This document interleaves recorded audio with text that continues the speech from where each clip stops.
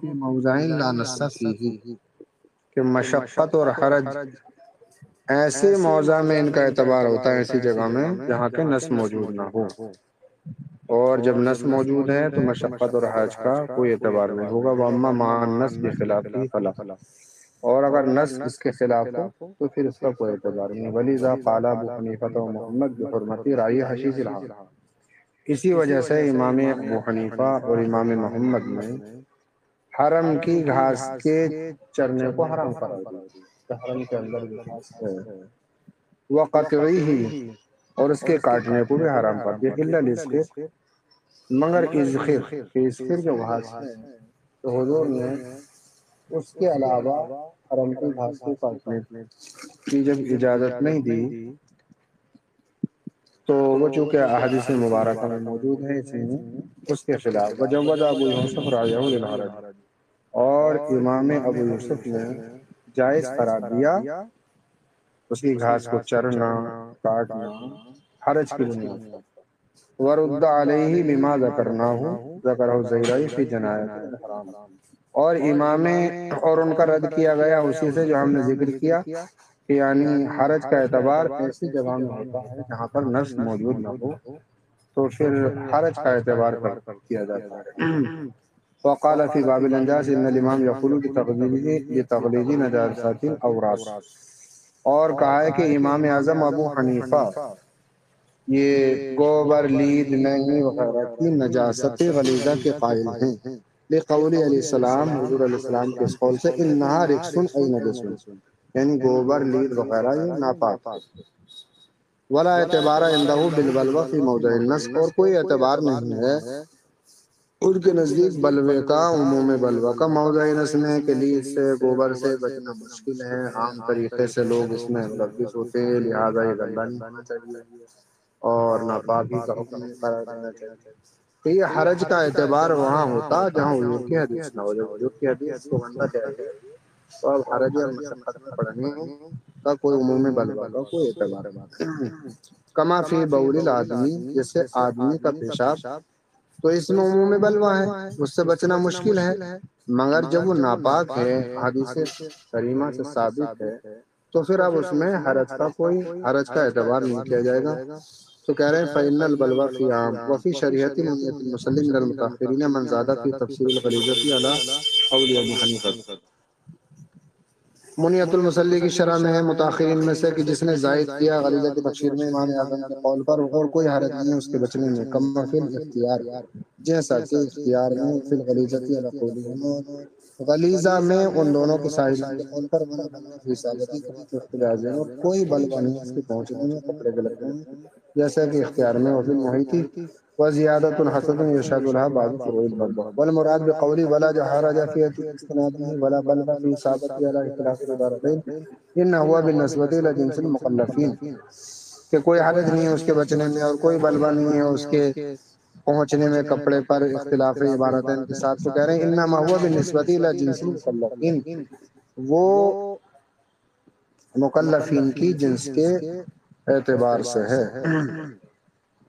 وقول اتفاق علی صدق القضیۃ المشہورہ، وہی اور اتفاق واقع ہے قضیہ مشہورہ کے صدق پر، وہ یہ ہے کہ ما عمت بلیتہ خفت قضیت، کہ جس کی بلا عام ہو جاتی ہے اس کا فیصلہ کرنا بھی آسان ہو جاتا ہے،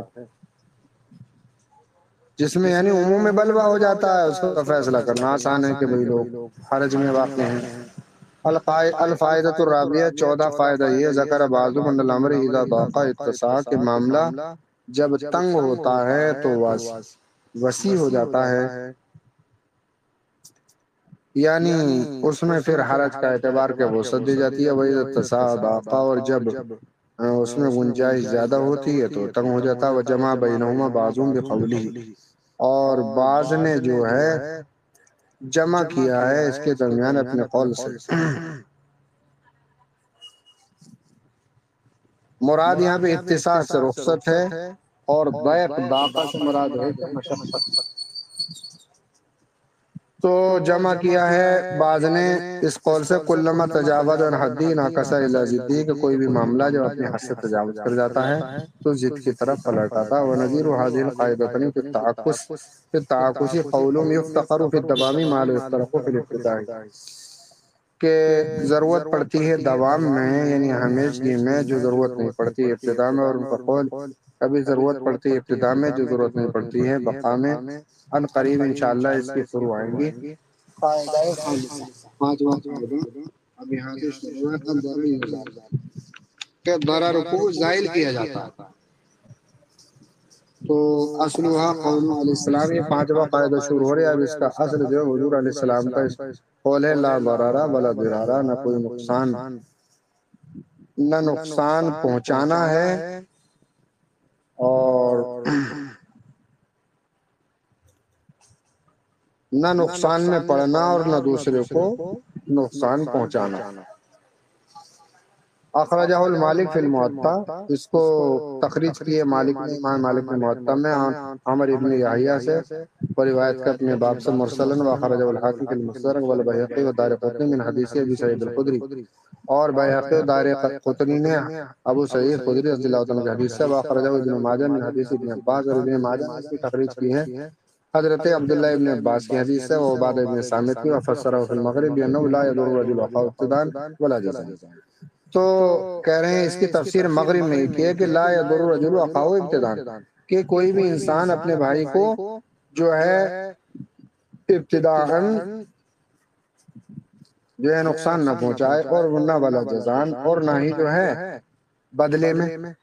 لا ضرر ولا ضرار، نہ ہی ابتدا میں کہ وہ کسی کو نقصان پہنچانے کی ابتدا کرے، اور نہ ہی ہے کہ کسی کی طرف سے کوئی اگر کوئی غلطی سے کوئی نقصان ہو گیا تو اب اس کے بدلے میں نقصان پہنچانے کی کوشش کرے۔ اس کی تفسیر لا ضرر ولا ضرار کی ہے کہ نہ ابتداء نقصان پہنچائے اور نہ جزاء یعنی بدلے میں نقصان پہنچائے۔ انتہا وذکر اصحابنا فی کتاب الغصب والشفاء وغیرہ، اور ہمارے اصحاب نے ذکر کیا ہے کتاب الغصب اور الشفاء اور اس کے علاوہ۔ ویبتنی علی هذه القاعدۃ کثیر من ابواب الفقہ ومن ذلک الرد بالعیب، اور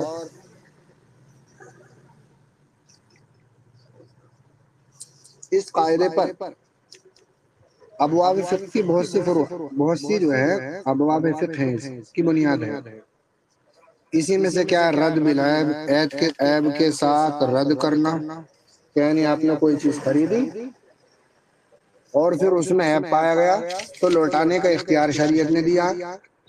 ہاں اس کی ایک مدت ہے، وہ آپ نے فقہ کی کتاب میں پڑھی کہ کب تک جو ہے خیار رویت ہے، کب تک خیار عیب ہے، کہ 3 دن اس مدت ہے کہ 3 دن کے اندر لوٹا سکتا ہے۔ تو اب یہ جو ہے لا ضرر ولا ضرار کے قبیل سے ہے، بالکل آپ آرام سے تکیہ لگا لیجیے۔ تو ہاں رد بالعیب و جمیع انواع الخیارات، اور خیارات کی جتنی بھی انواع ہیں، خیار عیب ہو، خیار رویت ہو، والحجر بسائر انواع مفتبی، اور اسی طریقے سے حجر جو ہے اپنی تمام انواع کے ساتھ قول مفتبی پر، والشفاء، اور اس سے ذکر شفاء، فإن للشریک لدفع ضرر القسمتی، کو وہ شریک کے لیے ہیں تقسیم کے ضرر کو دفع کرنے کے لیے، وللجاری اور حق شفاء حاصل ہے پڑوسی کو لدفع ضرر الجاری السوء۔ مان لو کوئی پڑوسی کی جگہ ہے، وہ اپنا مکان بیچ رہا ہے، تو پہلا حق جو ہے اس کے برابر والے کا بنتا ہے پڑوسی کا،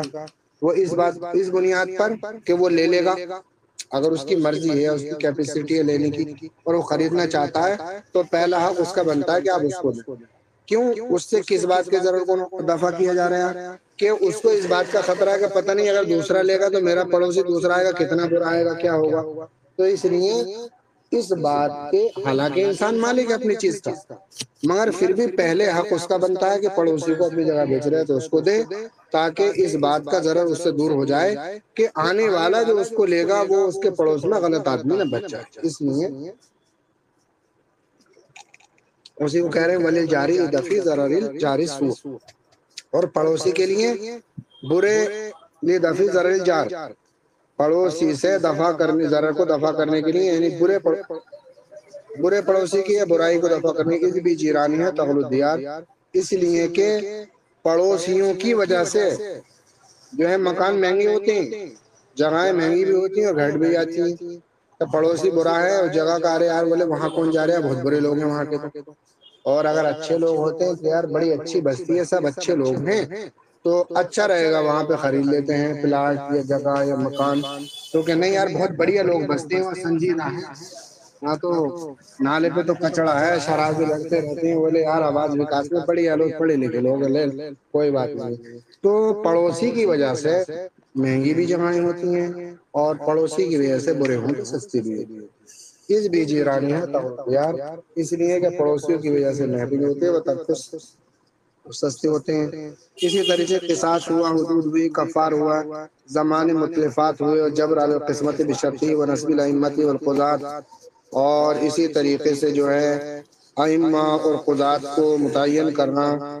اور اگر کوئی حملہ کرتا ہے تو پلٹ کے آپ بھی جو ہے اپنے دفاع کے لیے ہاتھ پیر چلائیں، ودفع السائل، حملہ کرنے والے کے حملے کو دفع کرنا، وقت قتال المشرکین والبغاة، مشرکین اور باغیوں کا قتال۔ حالانکہ یہ تمام میں جو ہے حرج ہے بھئی کسی کو قتل کرنا، مشرکین یا باغیوں کو، مگر کیا الضرر یزال، ان کی وجہ سے جو نقصان پہنچنے والا ہوتا ہے باغی یا مشرکین کی وجہ سے، تو ضرر کو زائل کیا جاتا ہے۔ اس وجہ سے جو ہے قاعدہ الضرر یزال، تو ان کا قتل جائز ہوا۔ فی البزازیہ من کتاب الکراہت، کراہیتی اور بزازیہ میں کتاب الکراہیت سے، با غسانہ فرساد والمشتری اذا ارتقى لقطعها يتلو على عورات الجیران، کہ کوئی لمبا درخت بیچا اور پڑوسی جو ہے مشتری خریدنے والا جب اس کی مطلب اس کو کاٹنے کے لیے چڑھے تو یطلع علی عورات الجیران، یطلع علی عورات الجیران، تو پڑوسیوں کی جو عورتیں ہیں ان کو جھانک کے دیکھے گا، یا ان کی نظر پڑے گی ان پر، جھکئیا مارے گا۔ تو اب جو ہے اس کے لیے ضروری ہے کہ اپنے پڑوسیوں کو پہلے سے اطلاع کرے کہ بھئی ہم ذرا اوپر کو آ رہے ہیں، یا ہمیں یہ اپنے درخت کی شاخیں کاٹنا ہے، لہذا آپ کے گھر کی خواتین جو ہیں اندر ہونا چاہیں تو اندر ہو جائیں یا پردہ کر لیں۔ تو یہ دفع ضرر، پڑوسی سے نقصان کو دور کرنے کے لیے اطلاع کرنا ضروری ہوا، تاکہ ان کی بے پردگی نہ ہو، انہیں آپ سے تکلیف نہ ہو۔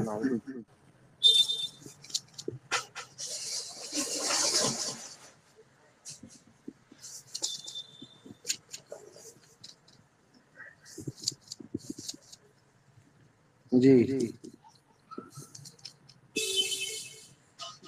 یؤمروا بأن یخبرہم وقت الارتفاع، تو حکم دیا جائے گا کہ ان کو خبر دے چڑھنے کے وقت، لیستتروا مرۃ مرتین، تاکہ وہ پوشیدہ ہو جائیں ایک یا دو مرتبہ، فإن فعل، اور اس نے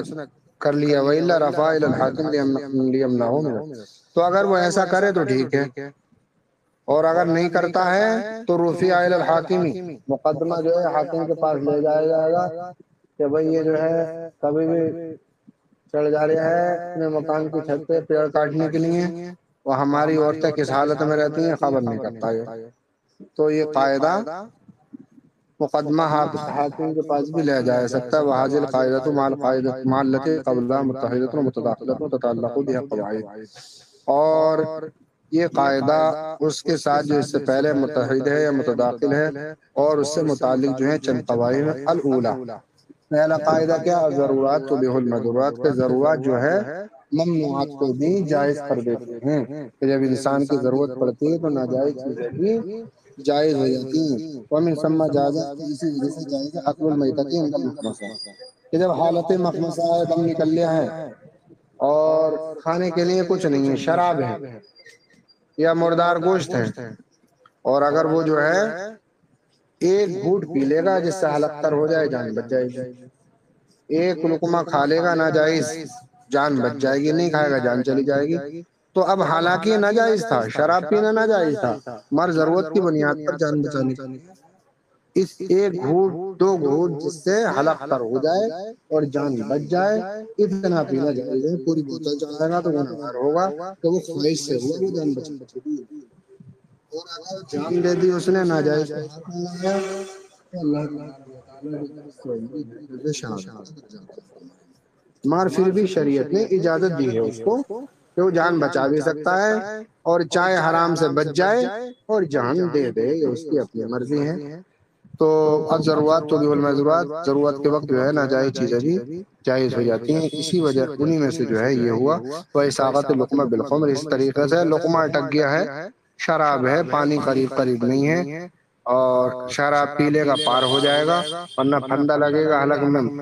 اور اٹکا ہوا ہے مر جائے گا، تو جائز ہے تلفظ بکلمۃ الکفر للاکراہ۔ اور اسی طریقے سے مجبوری کے وقت کلمہ کفر کہہ دینا مگر دل میں ایمان ہو۔ کسی نے کان پہ جو ہے دیوال پر رکھ دیا کہ کوئی کلمہ کفر کہنے لگی معاذ اللہ رب العالمین، تو اب وہ کلمہ کفر بکے وہ، جیسے آج کل یہ ماحول ہو گیا ہے کہ بھائی کہو جے شری رام کا نام ہو معاذ اللہ رب العالمین، تو اگر اس شخص کو دل میں ایمان ہے لیکن زبان سے اپنی جان بچانے کے لیے کہہ دے گا تب بھی جائز ہوگا، اگر اس کو یقین ہے کہ سامنے والا مجھے مار ڈالے گا اگر میں نہیں کہوں گا، اس حد تک وہ اس نے مجبور کر دیا ہے تو جائز ہے۔ لیکن اگر اس نے نہ کہا اور اپنی جان دے دی تو اللہ تعالیٰ جو ہے اس کی نیت کو دیکھتا ہے۔ مار بہرحال شریعت نے مجبوری میں اجازت دی، مار یہ صرف زبان سے اپنی جان بچانے کے لیے ان کو ہی چھوٹنے کے لیے، صرف انہیں سنانے کے لیے ہو، باقی دل میں ایمان ہی ہو اس کے، اور تلفظ بکلمۃ الکفر للاکراہ مجبوری کی بنیاد پر، وقضا اطلاق المال واقعی مال الممتنع من اداء الدین بغیر اذنہ، اور اسی طریقے سے جو ہے اتلاف مال اور اخذ مال الممتنع من اداء الدین بغیر اذنہ، اسی طریقے سے مال ممتنع کو لے لینا اداء دین، قرض کی ادائیگی کے لیے بغیر اس کی اجازت کے، ودفع السائل۔ اچھا یہ جو ہے مال کو اطلاق مال کے، مال کو غرق کرنا، کہ مان لو جو آپ کسی کشتی میں سوار ہیں اور کشتی میں جو ہے بوجھ زیادہ ہے، تو کشتی میں لوگ بھی سوار ہیں اور مال بھی ہے، لیکن کشتی میں بوجھ زیادہ ہونے کی وجہ سے کشتی ڈوبنے جا رہی ہے، تو اگر جو مال اس میں ہے سامان اس کو پھینک دیں گے تو جو کشتی میں سوار ہیں وہ بچ جائیں گے کہ بوجھ ہلکا ہو جائے گا، اور اگر جو ہے نہیں مال ارے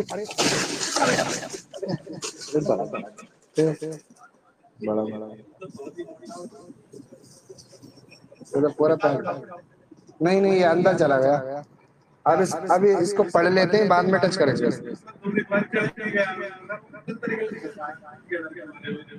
ایسا کریں اس کو جو ہے ابھی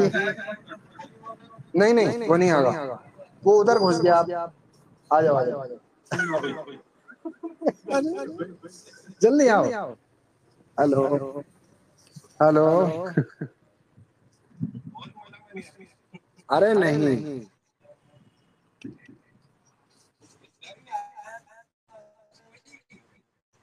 یہ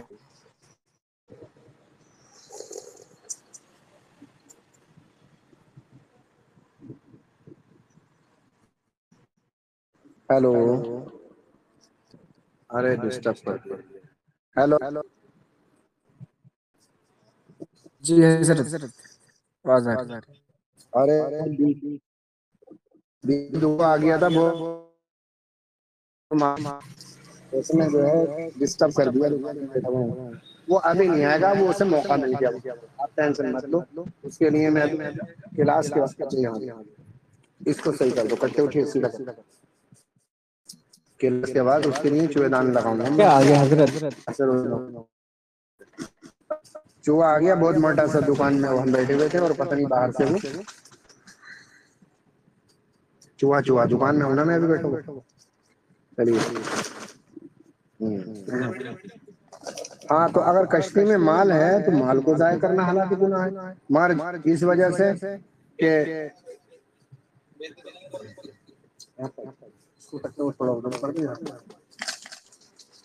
جی تو جائز ہے اسی طریقے، تاکہ بوجھ ہلکا ہو اور سوار جو ہے ڈوبنے سے بچ جائیں، تو مال کو غرق کرنا جائز ہے، اسی کو کہا اطلاق مال، تو اخذ مال ممتنع من اداء الدین بغیر اذن، اور اسی طریقے سے مال ممتنع کو لے لینا قرض کی ادائیگی کے لیے بغیر مالک کی اجازت کے، ودفع السائل، اور اسی طریقے سے کوئی آپ پر حملہ آور ہے